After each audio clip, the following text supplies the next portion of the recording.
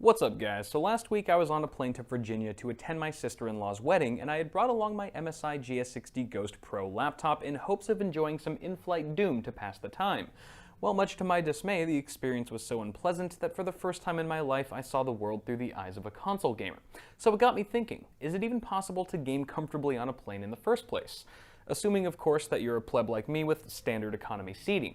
Immediately, I was determined to see how much fun one could have gaming 30,000 feet in the air. So in addition to covering Computex in Asia, which is where I am now, I began a side quest to try and create the best airborne PC gaming experience possible during my 13-hour flight from LA to Taiwan.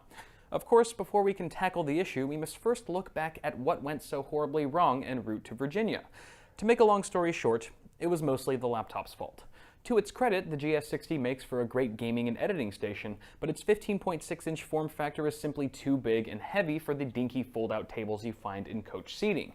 The end result is either major table sag or having the laptop teeter on the edge of the table like a seesaw when your hands apply too much force. Since there's also no room for a mouse on the table, I put the mouse and mousepad on one side of the keyboard, which actually worked out pretty well.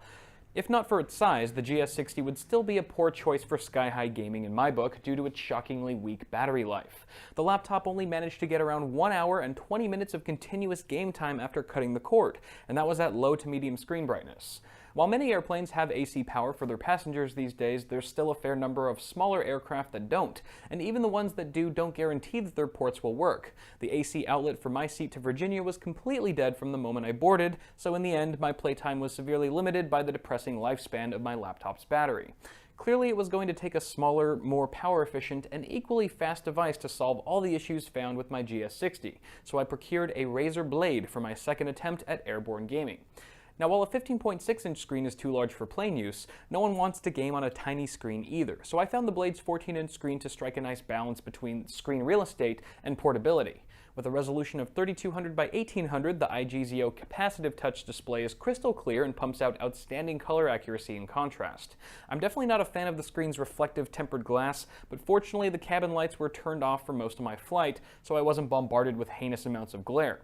Since most of my playtime was spent in the dark, the Chroma RGB backlit keys were a welcome addition with a handful of lighting effects to boot. I found key travel to be a tad on the shallow side, but the keys are well sized and spaced apart to allow for fluid gaming. As with the GS60, I had to use my mouse directly on the laptop despite its smaller profile. In this cramped configuration, the Blade's narrower 10-keyless design brings your hands closer together, pointing inward, which, while tolerable, isn't quite as comfortable as having your arms straight out in front of you. Another thing to consider here is how sharp the laptop's industrial design is. Quite literally.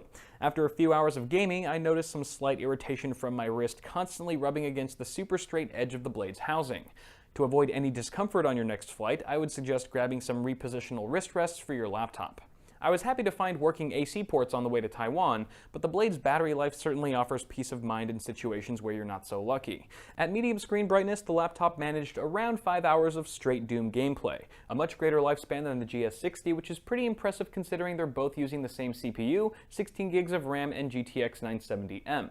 Given the identical specs, I benchmarked both laptops to see just how closely their performance lined up.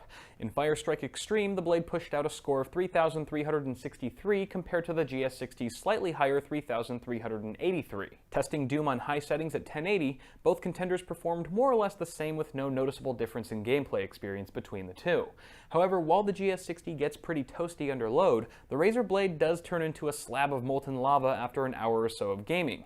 Had I known this going into my flight, I would have packed a portable laptop cooler to keep the heat under wraps.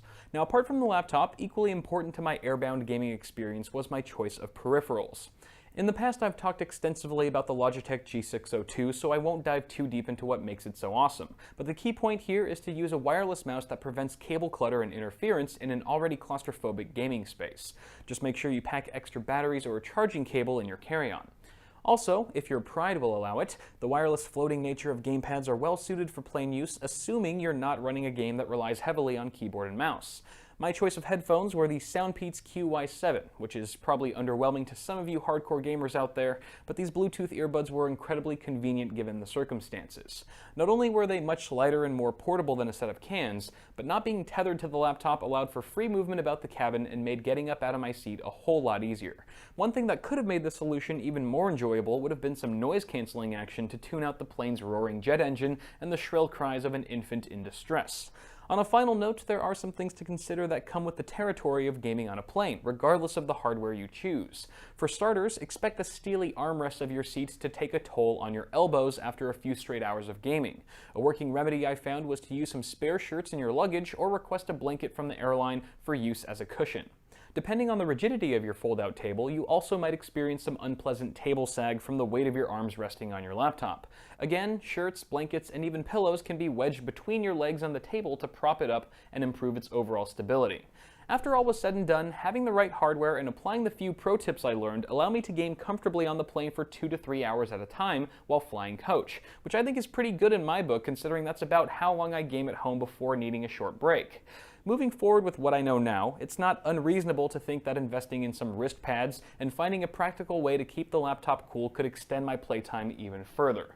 Certainly, a number of sacrifices need to be made when gaming in a seat that rivals the comfort of an electric chair. But with the proper devices and preparation, it seems you can still find ways to enjoy PC gaming from a sardine can in the sky.